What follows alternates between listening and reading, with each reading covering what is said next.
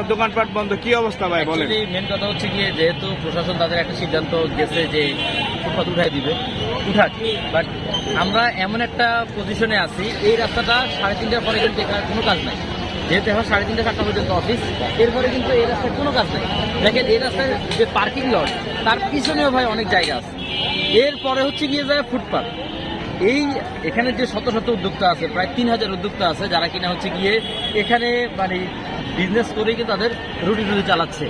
ভাই এখানে এমনও দোকান আছে তাদের 5-7 জন স্টাফ আছে। ভাই তারা এই স্টাফগুলো, ওই দোকানদার এবং আরো 5 জন, এই 6 জনের রিজিক এখান থেকে চলে। এখন এই 6টা মানুষ গত 13-14 দিন কি করতেছে বলো? তারা কই যাবে, কি করবে, কি খাবে? তাদের সিঁড়িটা কি শত শত, এখানে 3000 যদি দোকান থাকে, 10,000 মানুষ আছে শুধুমাত্র এখানে কর্ম করে খায়। 3000 দোকান থেকে 10,000 মানুষ কর্ম করে খায়।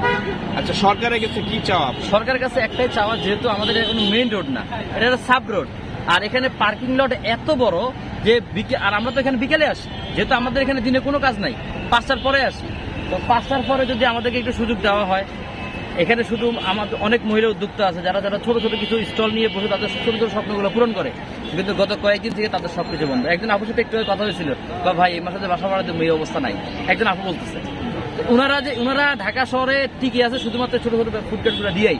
কারণ আজকে এই যে ছোটখাটো ফুডকার্টগুলো নাই, এখন এই আপুগুলার কি হবে? এই মানুষগুলা মানে নিজেদের হাজবেন্ডের পাশে দাঁড়াচ্ছে একটা উদ্যোগ নিয়ে, আজকে সেই পথটাও হারায় ফেলছে তারা।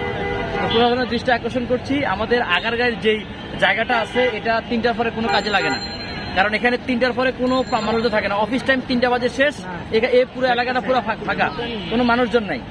হ্যাঁ, তো যেহেতু কোনো কাজে লাগে না এই জায়গাটা, আমাদের যারা নতুন নতুন আমরা উদ্যোক্তা আছি, আমাদেরকে বসার সুযোগ করে দেওয়ার জন্য বিনীত অনুরোধ। এটা আমরা প্রশাসনের কাছে এবং সিটি কর্পোরেশনের কাছে অনুরোধ করতেছি। অনেক উদ্যোক্তা আছে এখানে, শত শত উদ্যোক্তা আছে, হাজার হাজার উদ্যোক্তা আছে, আর এই একটা রাস্তা দিয়ে হাজার হাজার ফ্যামিলি চলে। সবগুলো ফ্যামিলি একমাত্র আল্লাহর উপরে ইয়ে করতেছে যে আল্লাহ আমাদের একটা রিজিকের ব্যবস্থা করে দাও।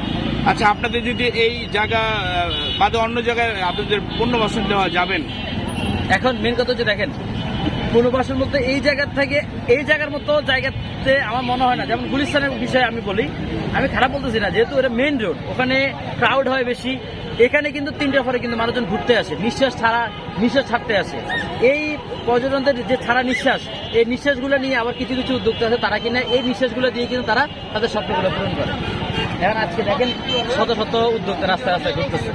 হ্যাঁ, হয়তো আমার বাবার ব্যবসা আছে দেখি হচ্ছে কি আমার একটা সাপোর্ট আছে, কিন্তু এখানে এমন দোকানদার আছে তাদের এখানে কিচ্ছু নাই, তারা এইটার উপরেই ডিপেন্ডেন্ট, অথচ আজকে তাদের কিচ্ছু নাই। তা আমরা কিন্তু আইনের বিরুদ্ধে না।